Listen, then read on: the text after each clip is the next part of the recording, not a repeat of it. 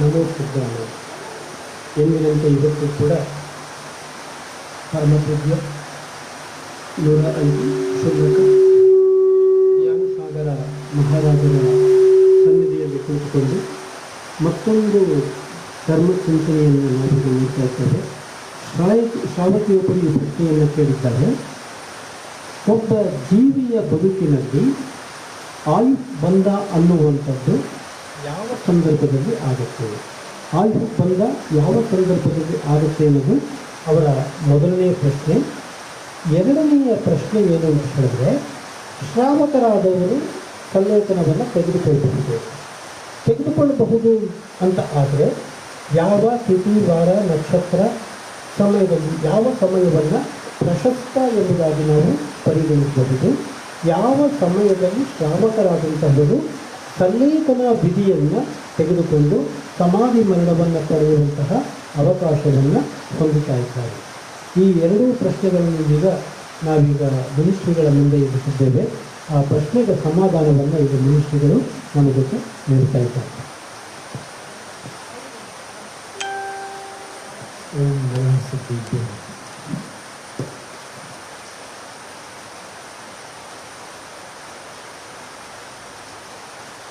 आज के इस सत्र में दो प्रश्न हैं. पहला प्रश्न, जीवों को कब और किस अवस्था में आयु बंद होता है.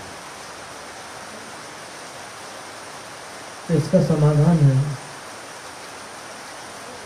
कि विभिन्न गतियों में इसकी व्यवस्था भिन्न प्रकार की है. जैसे देव और नारक अपनी आयु के अंतिम 6 माह के अंदर आगामी भाव की आयु का बंध बांधते हैं. यानी the deities and the hellish beings, they acquire the bondage of the life sustaining karma during their last 6 months.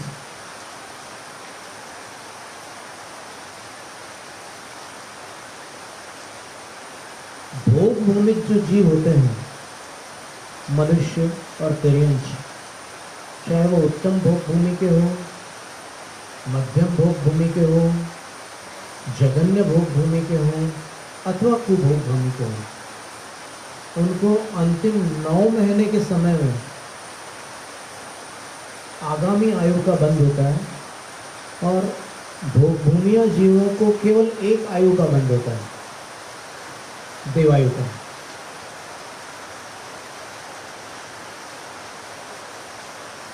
The living beings of the land of luxuries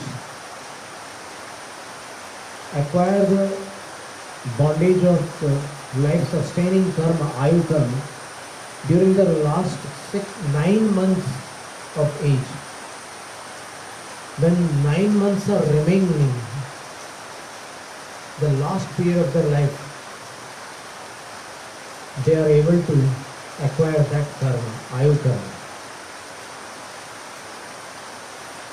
And they only acquire the bondage of devayu, the life of deities, if they are सम्यक दृष्टि. यदि वो भोग भूमि जीव सम्यक दृष्टि है तो वैमानिक देवों की आयु होगी. When they will acquire the bondage of life sustaining karma pertaining to those Vaimanic devas, that is heaven. And if they are not सम्यक दृष्टि, अगर वो मिथ्या दृष्टि है तो उनको भवनत्रिक की आयु का बंध होगा. They will acquire the bondage of deities who are connected to these 3 categories, भवनवासी, वानवेंटर and ज्योतिष. तो ये भोग भूमि के बारे में नियम है कि अंतिम 9 महीने में उनको आयु का बंध होता है और उनको देवायु का ही बंध होता है. सम्यक दृष्टियों को वैमानिक देवों की आयु का बंध होता है और वैमानिक देवों में भी पहले 2 स्वर्गों का, उसके ऊपर का नहीं, पहले 2 स्वर्गों की ही आयु बनती भोग भूमिया जीवों को. और जो मिथ्या दृष्टि है उनको भवनत्रिक भवनवासी, विंटर और ज्योतिष, इन 3 की आयु का मन होता है. The rest beings, that is Manushya and Tiryansh, the human beings and the beings who have acquired life in animals, birds, plants, soil, etc. तिर्यंश गति के जो जीव होते हैं और मनुष्य गति के जीव होते हैं, उनको अपनी आयु के अंतिम 1/3 भाग में आयु का रंग होता है. The human beings and the beings who are connected with birds, animals, etc., plants, soil, water, etc., Tras and Sthavar, Jivas of Karma Bhumi, they acquire the bondage of life-sustaining karma. Those Tiryansh are born in Karma Bhumi, and Ekendri Tiryansh, Sukshma and Badar Nigodya Jeev, they are even out of Karma Bhumi. Badar Nigodya Jeev and Sukshma Nigodya Jeev are all over the universe. So they acquire the bondage of life-sustaining karma during their last 1/3 part of their life. Suppose some human being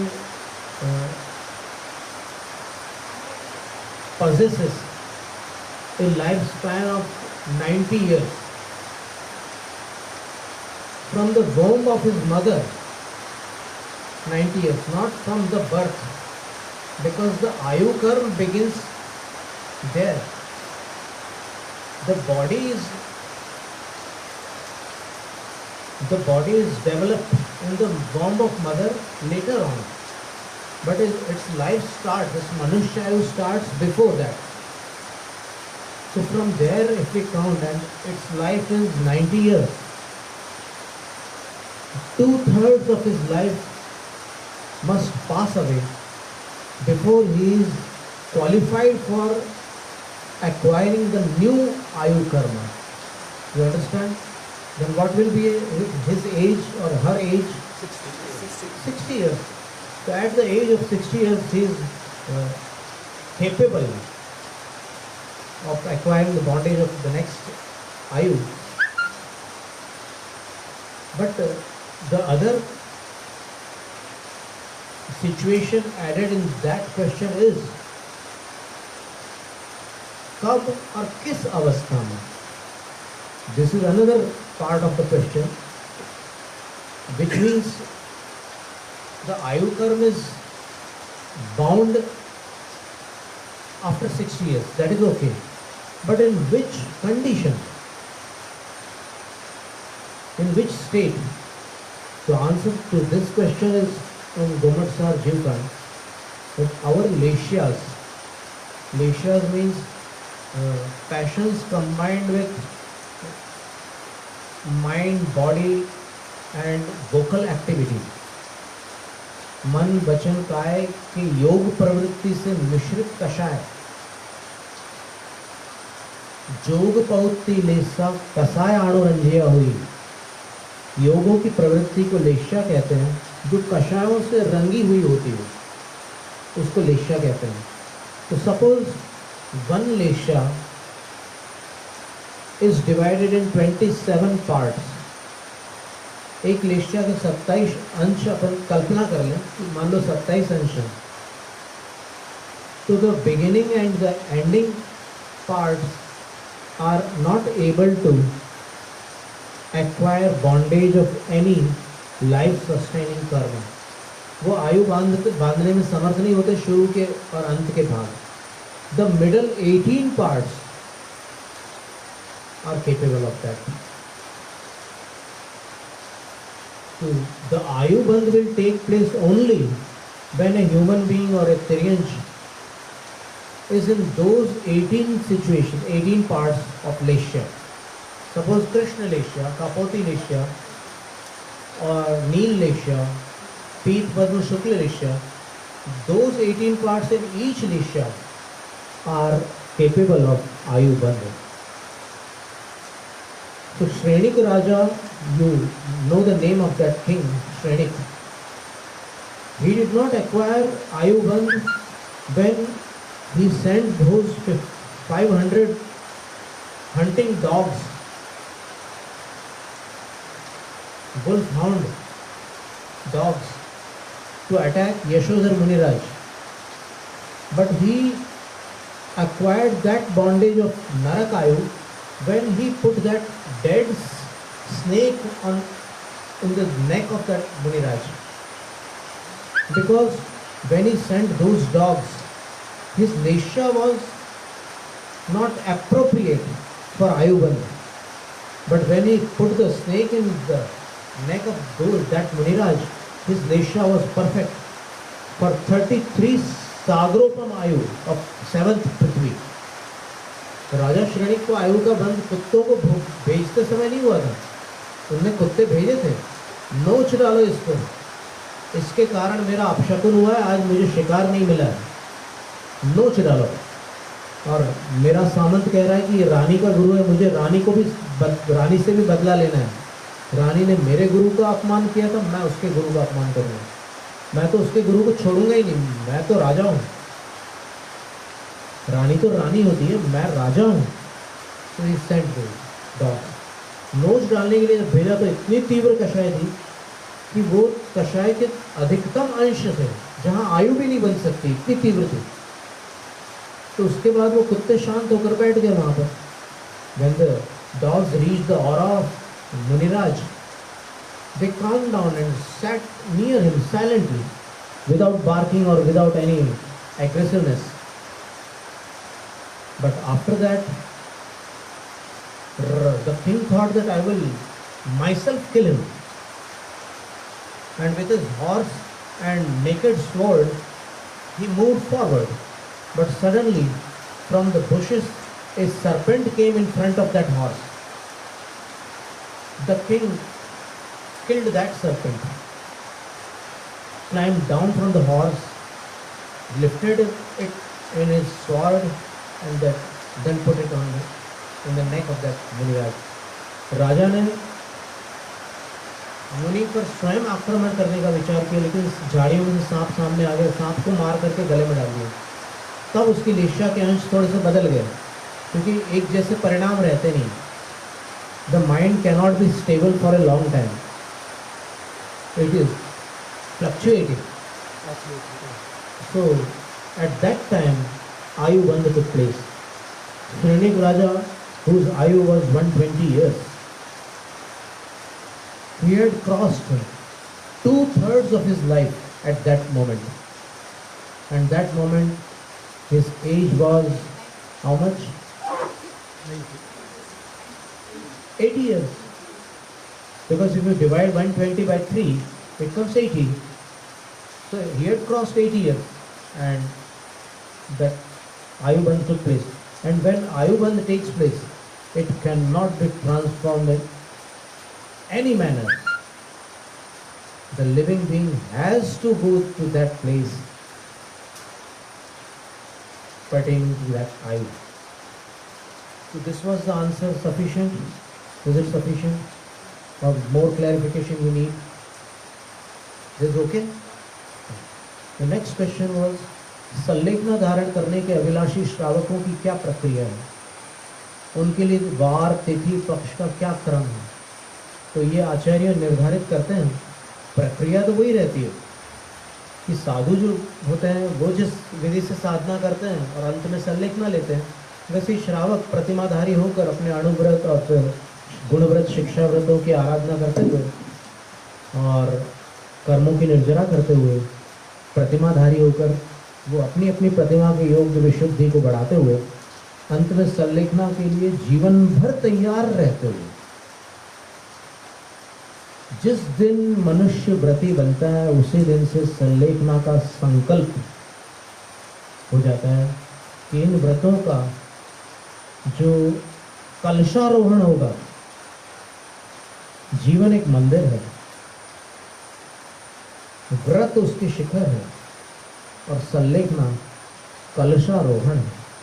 तो पहले से ही सब अंदर तैयारी होती है और उसके बाद अंत में संलेखनाधारी श्रावक को साधक कहते हैं, संलेखनाधारी साधु को क्षपक कहते हैं।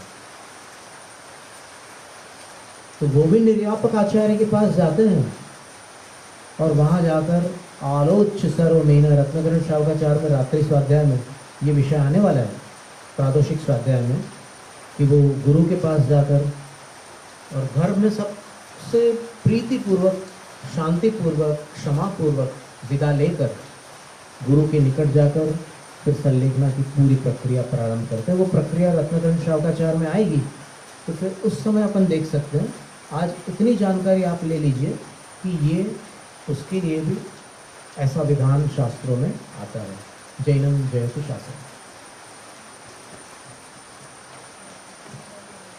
ಶ್ರಾವಕರು ಕೇಳಿದ ಪ್ರಶ್ನೆಗೆ ಮನುಷ್ಯರುಗಳು ಬಹಳ ಅದ್ಭುತವಾದಂತಹ ಸಮಾಧಾನವನ್ನು ನೀಡಿದ್ದಾರೆ. ಮೊದಲ ಪ್ರಶ್ನೆ,